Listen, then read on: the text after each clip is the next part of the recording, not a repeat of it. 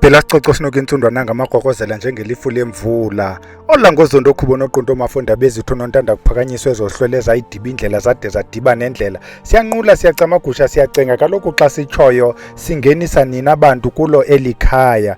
Namhlanje is Sunday the 31st of January 2021. Lola suku ke esithi iyavala iregistration kubantu ebenomdla ungena kwisikolo sakwaVusilanga, isikolo sofunda ngamayeza neziwasho nezinye ke izinto eziye zincokolwe phayana esikolweni. Namhlanje ke bantu abahle Sunday, abantu bayazi ba when we started islot sa Sunday, we started esi slot ukwenzela basenze lento kuthiwa is to honor, elinye igama elisetyenziswayo ke lixhaphakile ngu-tribute. Nangona belela babhida nje abantu kubu-tribute, bathi tribute xa ubhubhile besisithi thina we honor abantu besaphila. Besenza loo nto ke we discontinued ke saslot, sathi sizawubuyela kuni ningaba balandeli bayo le channel kwaVusilanga sitsho ubana siyithini lento yesi slot because asifuni kusiyeka njengoba siphelise leyana into ibikhona.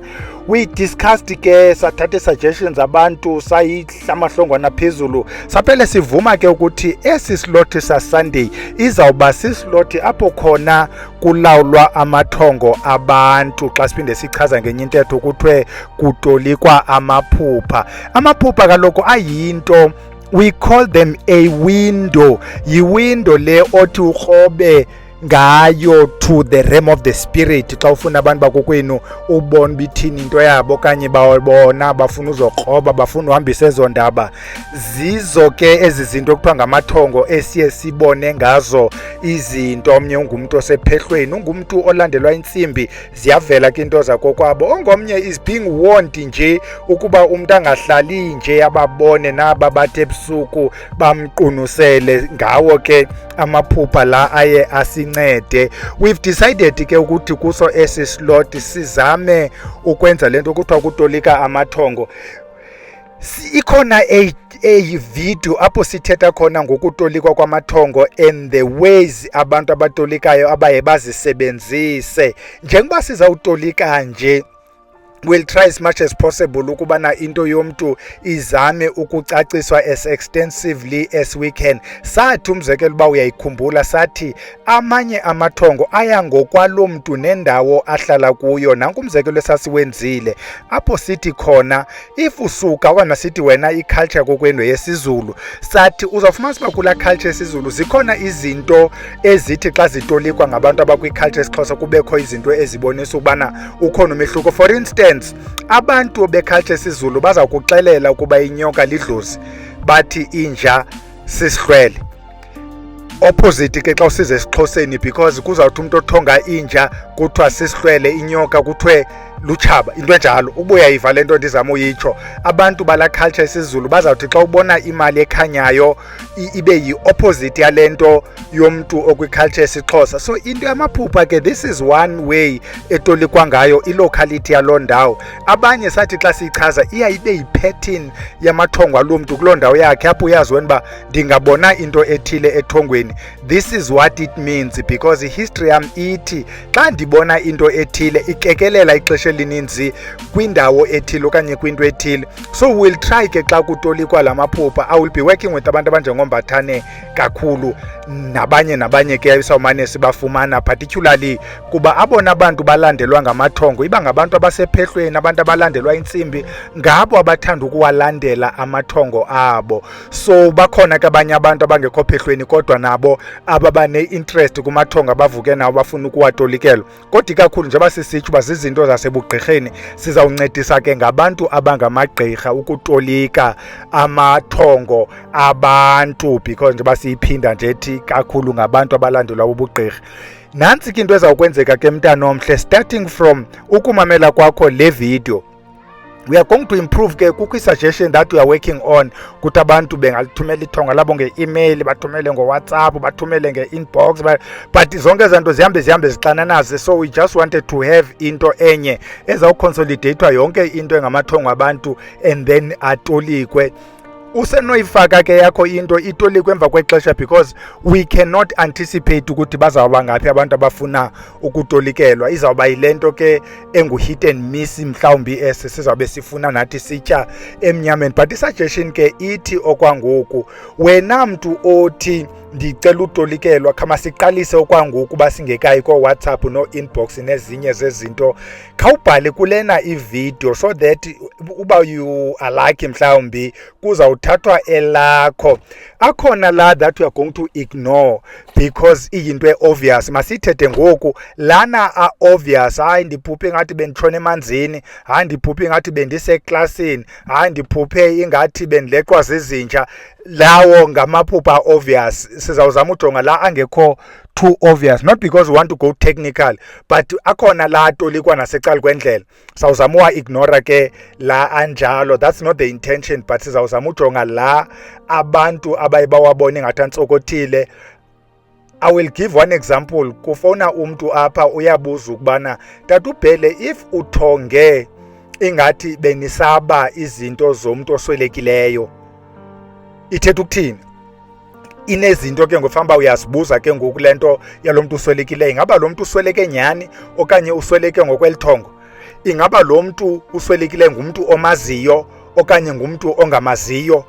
Ingaba nje buthonga lo muntu uswelekileyo kusabiwa nawe ngomnye wabantu babayo okanye wena you are watching from a distance? Zezi zinto ezenza ukutolika ithonga kuntsokothe.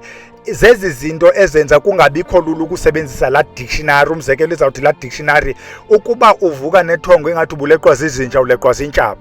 Ukuba uvuke nethonga ubuleli nomntu sisilwane. Yabona ezanto zezisithi we are going to ignore ezanto because zi-obvious. Phansi wonke umuntu eyazi bithetha ukuthini, but ezi zi-detailed. Omnye umuntu uzawubhala athi ndicela ndilawulele into ethile, usenolandelwa ngee-questions privately ukubana njengoba sisitsho ukubana ibiyile nto, ubunxibe ntoni, ubume ndawoni, how far were you from le scene, into ethile ibisithini. Mna ndiphuphe ingathi ndibona iimbovane zisitya iswekire apha endlini.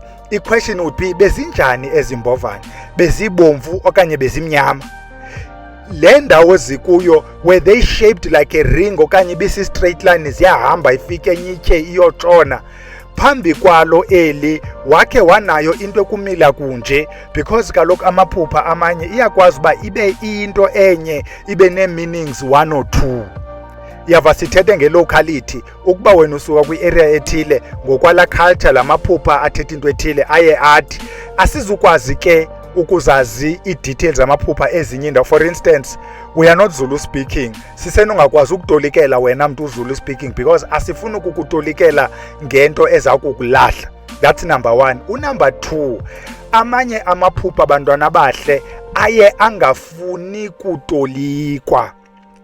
Kuthiwe eli hayi khawuyolithetha ekhaya, lifuna abantu bekhaya, suphinde ulithethe emntwini eli linje. Akhona amaphupha anjalo. Ukuba sesawaspota ukuba hey ayeli siza kuhinta nje ukuba eli khawukuyodibana noomalume bakho, umntu uzawuthi hayi oomalume bam abakwazi utolika amaphupha. The fact that livelile iya koomalume, ukhona uzawukwazi ukulitolika. I-deliberate lento balivele kuwe, khawuye koomalume uzawukwazi ukuncedakala. Abe khona amanye esingazukwazi ukuwatolika for obvious reasons. Ndizawukwenza umzekelo, ube mnye ngomntu owakhe wafowuna, tatubhele ndiphuphe ingathi umntakwethu xa ndibona ingathi mna ndime endaweni ethile nanku engene ekamereni nomama wakhe.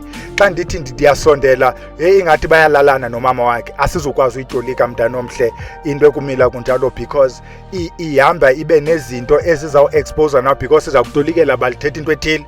Masitsho ithetha uba umama lo uyathakatha and usebenzisa lo mntana wakhe kwezinto. How do we interpret loo nto? Because izawuhamba ihambe iphele ifika nakulo mntu kuthiwe ubani uyothakathisa umakazi phaa ko-YouTube. So zikhona ke izinto that we are going to ignore. It's also for i-protection yethu, singabe siphenduliswa izinto singafananga uba siyaziphendula. So nantso ke into ebesizama ukuyi-announce namhlanje ukuthi we are starting esi slot bhala iphupha lakho apha ngezantsi and then lizawuphenduleka. Siyacela ke, siyayazi into Amaphupha ihambe ixananaze.